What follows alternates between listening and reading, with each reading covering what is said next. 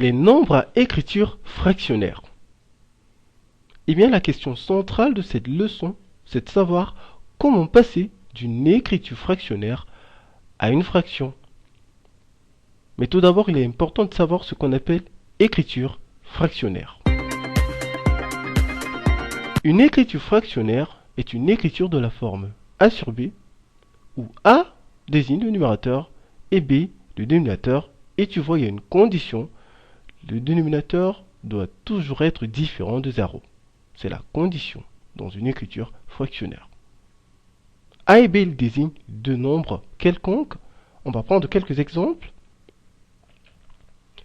On a 1 sur 4, on a 3,2 sur 2, on a 46,8 sur 7,94, on a 45 sur 30, on a 2,8 sur 1,4. Ce sont des écritures fractionnaires. On peut les avoir aussi avec des opérations. Regarde. 1 plus 5 sur 4 plus 3. 8 fois 2 sur 5 fois 2. 36 divisé par 4 sur 52 divisé par 4. Ce sont des écritures fractionnaires. Un numérateur, une barre et un dénominateur. Allez, voyons à présent ce qu'on appelle une fraction. Une fraction est une écriture de la forme A sur B. A, c'est le numérateur, B, c'est le dénominateur, et il est différent de 0.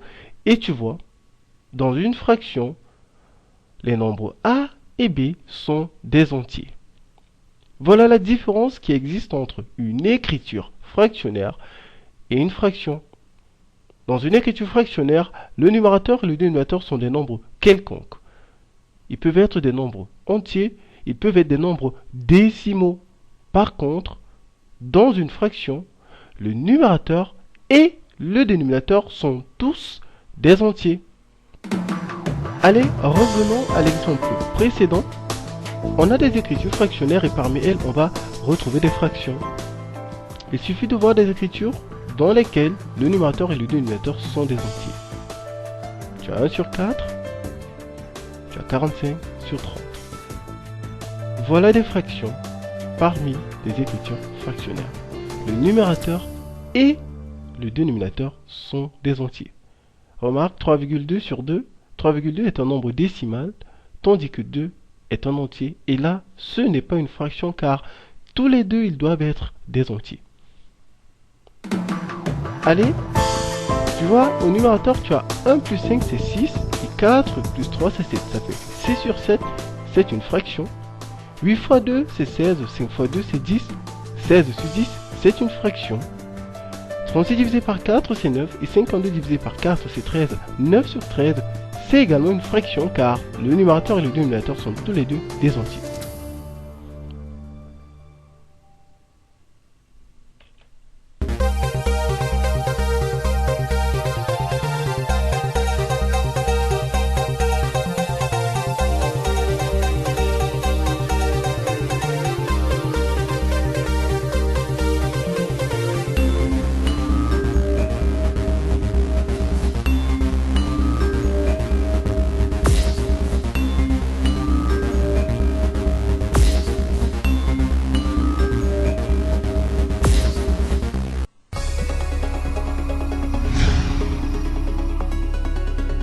Alors, la première chose à faire,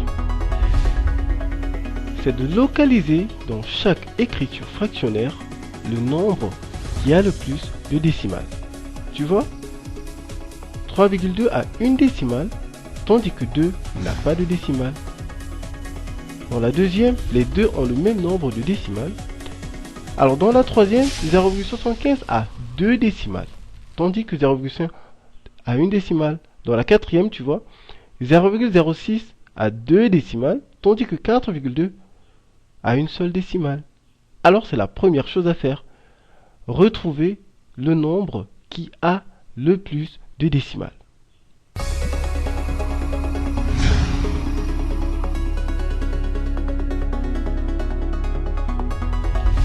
Eh bien, lorsque le nombre de décimales est le même, tu supprimes tout simplement la virgule.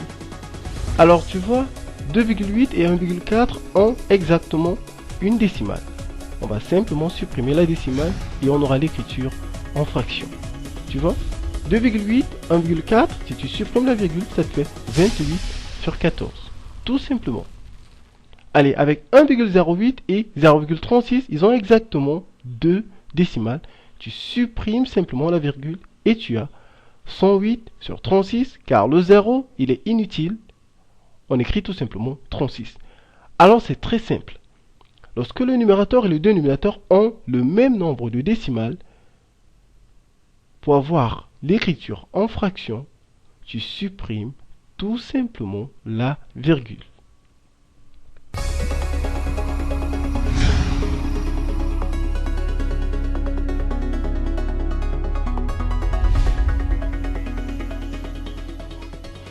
Allez, on revient au cas où le nombre de décimales n'est pas le même.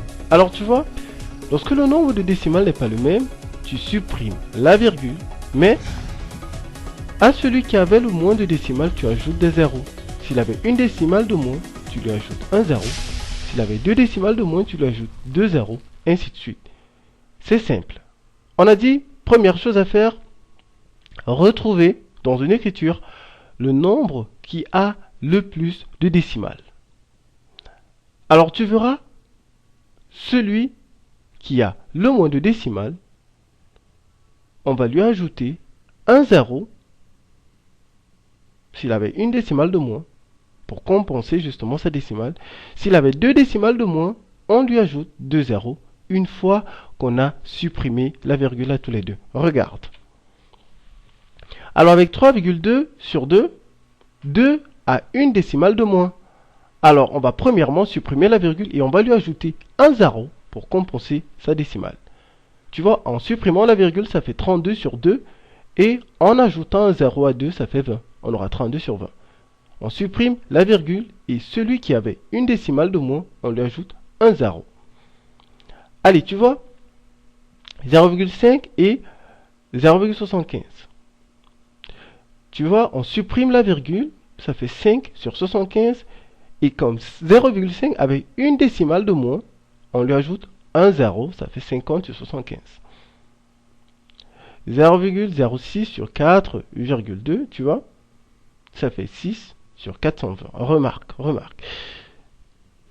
Celui qui a le moins de décimales, c'est 4,2. Il a une décimale, tandis que 0,06 a deux décimales. Alors 4,2 a une décimale de moins. Et donc, on va lui ajouter un 0 pour compenser sa décimale une fois qu'on aura supprimé les virgules. Alors, en supprimant les virgules, tu vois, au numérateur, tu as 6, car on n'écrit pas les zéros inutiles. On a 6, et au dénominateur, on a 42. Alors, en ajoutant un 0 au dénominateur, pour compenser sa virgule, ça fait 6 sur 420.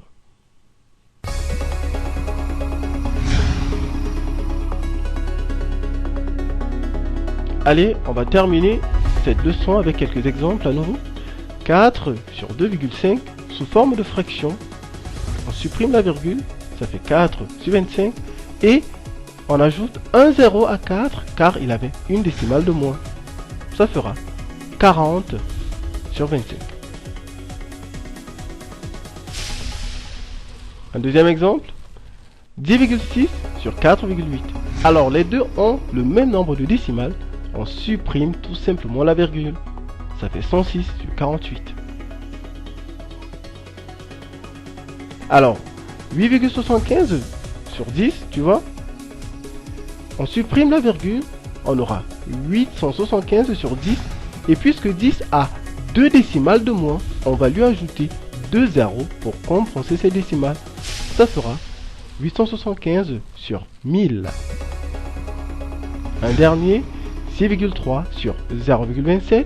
Alors on supprime la virgule, on a 63 sur 27 et 6,3 avait une décimale de moins. Alors au numérateur on va ajouter un 0 pour compenser la décimale, ça fera 630 sur 27.